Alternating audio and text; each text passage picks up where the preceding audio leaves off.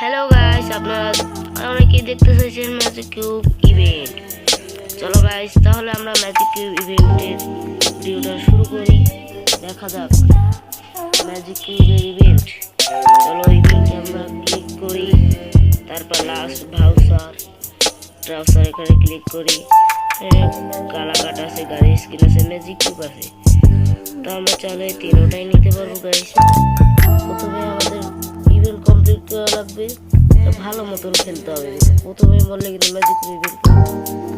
চলো গাইস, তাহলে আমরা দেখাই ইভেন্টটা কিভাবে কমপ্লিট করব।